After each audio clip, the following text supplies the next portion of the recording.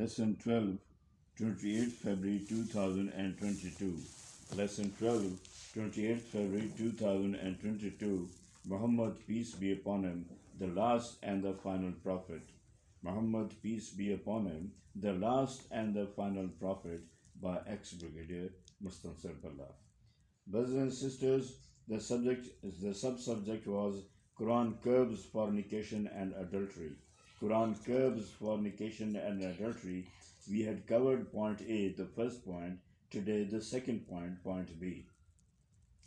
Point B thereafter prescribes certain laws, rules, regulations in the form of various injunctions for the achievement of the above objectives. These include 1. Having one wife is okay in a given socio-economic environment and normal times. Quran, however, allows a man to have 2 or 3 or 4 wives at any time with certain provisos and conditions, that is, provided he can be equally just to them. 2. Probably because of the above latitude, it prohibits adultery, fornication, white slavery, prostitution, free sex, open marriages, shacking up, etc. And Quran says, and do not and never go even close to adultery, fornication, promiscuousness, etc. Definitely it is a shameful deed and evil path. This is Al-Isra, verse 17, Surah Al-Isra, Bani Israel. And do not, never go even close to adultery, fornication, promiscuousness, etc. Definitely it is a shameful deed and evil path. 17 Surah Al-Isra, Bani Israel, verse 32. It leads to infighting, disputes, breakup of marriages, divorces, murder, and in societies where adultery, fornication are not taken as crimes apart from rebellion against the very institution of marriage, it has eventually led to the disintegration and atomization of the entire society, where every individual gets lonely, frustrated, and psychic. The entire society has become hyper intolerant. The entire society has become hyper intolerant. Now, third, again, as an aid to prevent adultery, fornication, free sex, and open marriages, etc., it enjoins hijab for women, satar for both men and women, avoiding being disheveled, that is, only partly dressed, in public. It also prohibits commercial and non-commercial exploitation of sex in literature, books, newspapers, magazines, etc., and in all types of media, that is, movies, films, photographs, paintings, caricatures, etc., of human beings and animals are all forbidden. It also lays down elaborate instructions on marriages, divorce, the people between whom marriages can't take place. And, O Prophet, having directed the men to keep their eyes off other women and refrain, control, hold themselves absolutely from extramarital relationship. Likewise, direct the faithful believing women not to look at other men and to refrain, save themselves implacably from extramarital relationships, and not to uncover, display, expose their heads, necks, ears, breasts, arms, legs, calves, etc., except for those parts which are inevitably exposed, very cumbersome to cover, and to wield their chest breasts, and not to expose attractive above referred voluptuous organs, suggestive of sensual pleasures, VPL, visible panty lines, etc., parts, panty lines, visible parts, before anyone except their husbands, not to expose their self parts before anyone except their husbands. This is Al Nur and verse 31. Surah 24, Al Nur, verse 31. See, at the end, Quran lays down the punishment for those disregarding all the injunctions of Allah and breaking all the limits, commit adultery, fornication, and evidence is provided against them by 4 eyewitnesses on oath, having seen the crime in in flagrante, in flagrante delicto that is being committed. The unmarried are to be flogged, and the married stoned to death. The unmarried are to be flogged, and the married stoned to death. As regards fornicatress and fornicator, single female, that is, single female and single male guilty of sexual intercourse, flog them with 100 lashes each, and do not feel pity in enforcing the orders of Allah if you actually believe in Allah, that is, you are not munafiqeen, hypocrites, and believers in the and believe in the inevitability of accountability here, and believe in the inevitability of accountability hereafter. And let the party of the believers witness their punishment. Al-Nur, verse 2. Surah Al-Nur, 24 Surah, verse 2.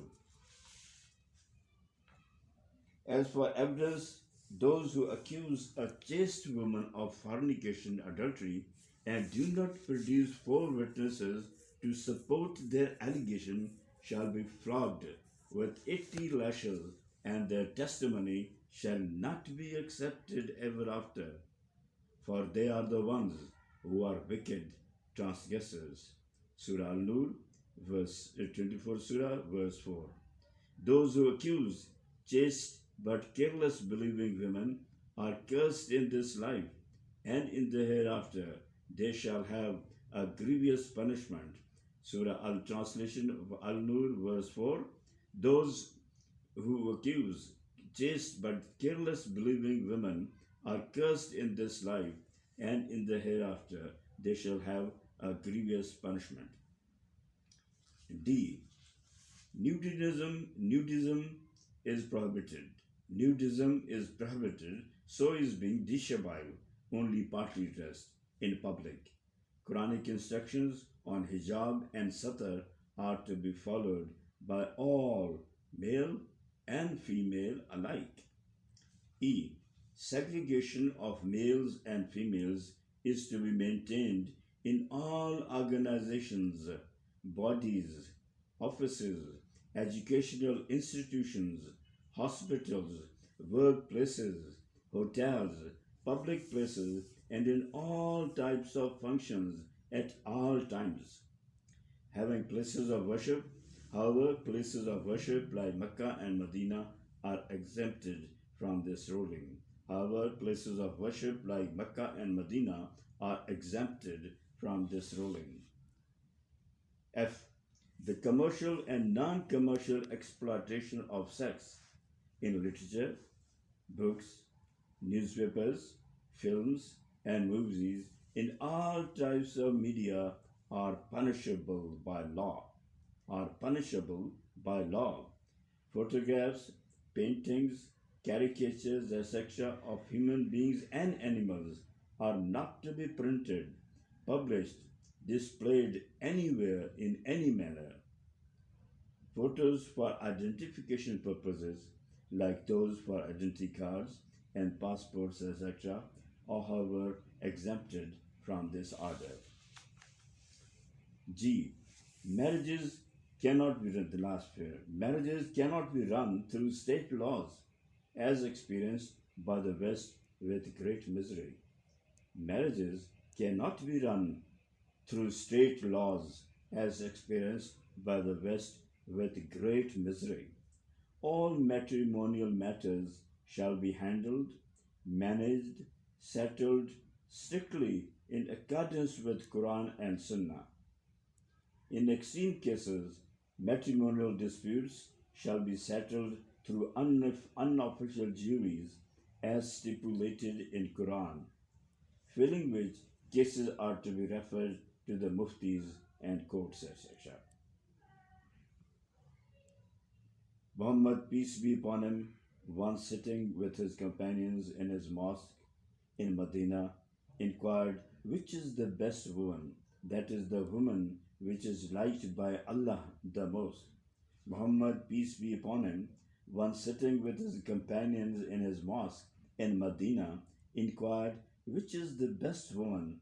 That is the woman which is liked by Allah the most. While some companions were giving their respective views, Ali Razilullah Ta'ala Anhu, the husband of the Prophet's younger daughter Fatima, moved out, went to her, repeated the Prophet's question, giving her the entire background.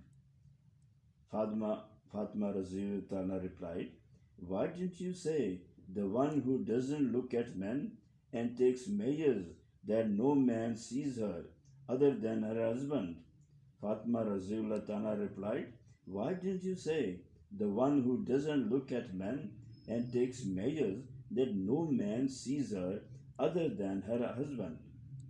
Ali Razulullah Tana dashed to the presence of Muhammad, peace be upon him, and repeated what Fatima Razulullah Tana had said. The Prophet inquired, Ali, who has guided you? Ali replied, Fatima. The Prophet, peace be upon him, smiled, felt extremely happy, and said, oh, Fatima is peace of my heart. Tirmidhi. Dealing with wives. The conduct of many misguided, religiously illiterate men, certain ill-originated customs and tribal feudal traditions and effects of Hinduism have nothing to do with Sunnah. Muhammad's conduct and dealings with his wives was as I'm going to cover now. A. He always spoke politely. There wasn't even a single instance in all his 38 years of married life that he might have spoken harshly, rudely to his wives. I repeat, he always spoke politely. There wasn't even a single instant in all his 38 years of married life that he might have spoken harshly, rudely to his wives. The question of beating any one of them never arose. He educated them on religious matters and admonished them where they erred in obeying Allah. B. With all his commitments as a prophet and as a caliph of Allah, head of the caliphate, he assisted his wives in his household errands. When needed, he lit the fire, collected wood, and brought items for cooking. C. While he himself fasted on alternative days, he was particular and ensured that his wives had more to eat than himself at home. I repeat, C.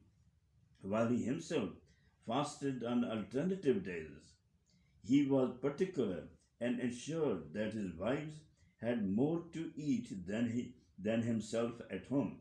Excuse me. The occasion that his wives requested that their rations be increased was for the reason that in spite of him being the head of the city state, they all lived at a bare subsistence level. It was seldom that Muhammad, peace be upon him, and his wives had any things to eat on two consecutive days. They lived almost entirely on dates. After Muhammad's peace be upon his death, the caliphs fixed stipends for his widows. He distributed all the money and all the eatables, dates, etc., and all the spoils of war including his own share to the poor needy before leaving the mosque and entering his hut, never holding back anything for his own self and his family. D. He ensured justice among his wives in his dealings and distribution of time. Never ever did a single wife complain being ignored or treated indifferently or unfairly. Never ever did a single wife complain being ignored or treated indifferently or unfairly. E. Some of the wives had the audacity to raise their voice and speak rather rudely, but Muhammad, peace be upon him, invariably remained composed, polite, never losing his temper or even raising his voice. If his wives didn't fear him in the way that they knew, he never shout at them, nor hurt or harm their feelings in any way, and that no matter what they do, he is so bound by the fear of Allah that he'll continue to treat them equally and kindly. Once he was pestered by a couple of them. He left to stay in seclusion in a room a little away and lived there for a month, not meeting any one of them, to an extent that people thought perhaps he had divorced them all. They were all too happy when he returned. This is also an indicator that sex wasn't his compulsion.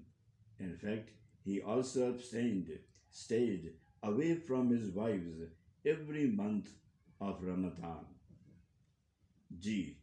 Muhammad, peace be upon him, ate quietly whatever was cooked, brought to him by his wives. Never ever did he criticize the food or the cooking or even deigned that is he was eating a badly cooked food reluctantly. H. Although permitted by Allah in Quran, Muhammad, peace be upon him, never divorced any of his wives. That would hurt, and it was his lifelong tradition not to hurt in any way, not to hurt anyone in any way, less the ones he was ordered to fight by Allah for his own survival and that of his companions, and the ones he was to fight for the elimination of zulm, evil, injustice, exploitation, and of evil and elimination of evil among the mankind, and my apologies, and elimination of evil among the mankind. L. Muhammad, peace be upon him, said, "The best person among you is the one who is the best to the people of his house, wives, children, parents." Riyaz Salihin. Muhammad, peace be upon him, said, "The best person among you is the one who is the best to the people of his house, wives, children, parents, etc." Riyaz Salihin. So this is a yardstick, a litmus test that Muhammad, peace be upon him, laid down if people want to gauge their standing, elevation, position as faithful believers. So this is a yardstick, a litmus test that Muhammad, peace be upon him, laid down if people want to gauge their standing, elevation, position as faithful believers. Muhammad, peace be upon him, was the best to his wives, Namkon, with no one disagreeing. J. Muhammad, peace be upon him, was not boring, quiet, or recalcitrant with his wives. Muhammad was not boring, quiet, or recalcitrant with his wives. He was pleasant and lively with them, and went out of the way to keep them smiling, satisfied, and happy. He was pleasant and lively with them, and went out of the way to keep them smiling, satisfied, and happy. K.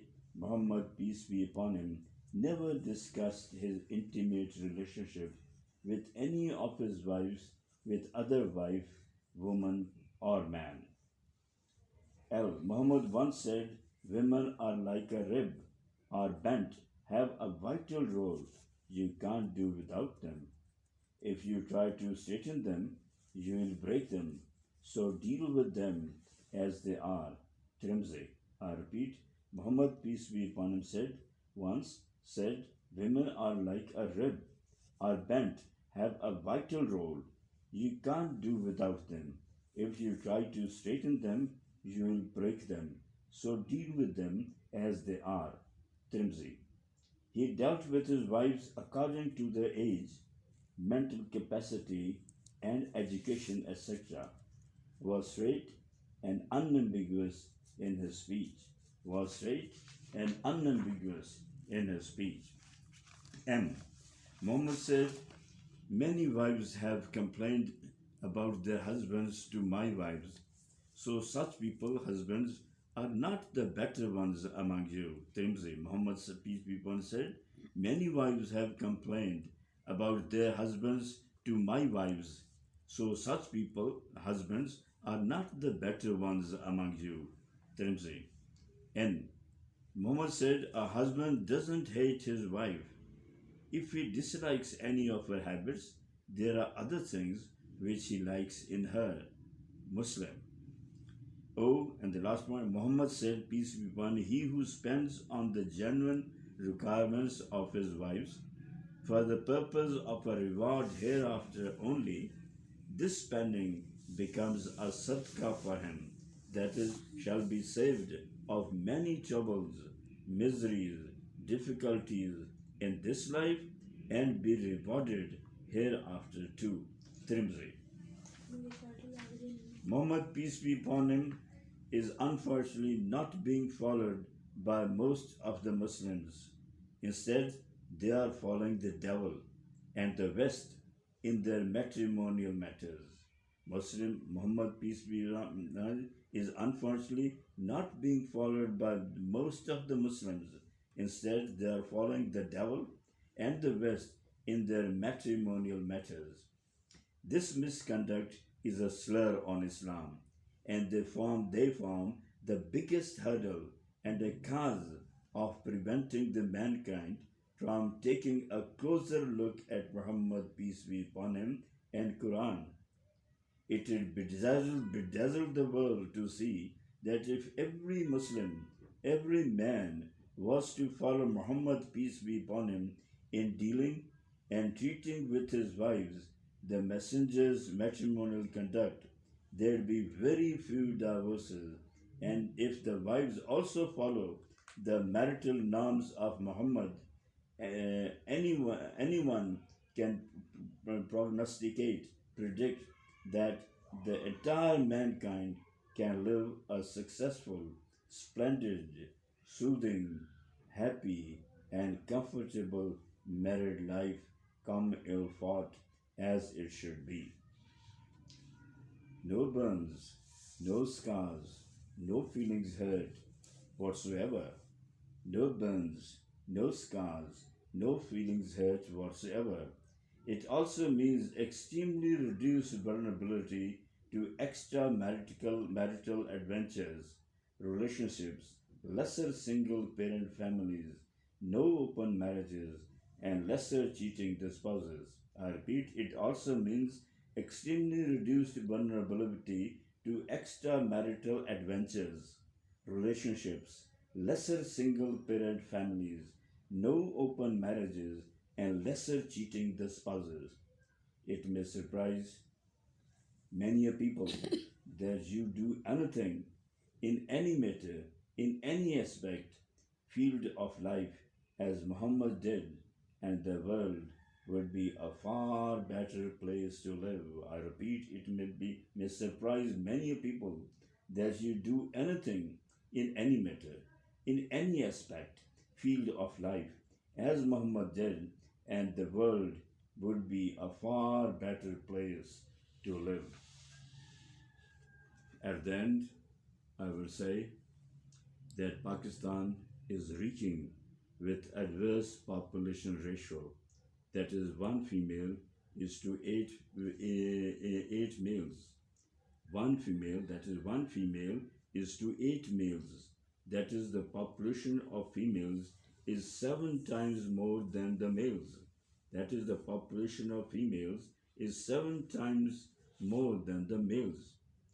The problem is compounded under the influence of westernization when males can are having a single wife only. The problem is compounded under the influence of westernization when males can have or males are having single wife only. You are all intelligent enough. You are all intelligent enough to gauge how the unmarried girls are managing their physical needs and monetary problems. You are all intelligent enough to gauge how the unmarried girls are managing their physical needs and monetary problems. That's all for today. Shall meet again, inshallah ta'ala, Allah willing, on the 1st of March, Allah willing, inshallah ta'ala. Till then, please pray for me, ex-Brigadier Mustansar Billah.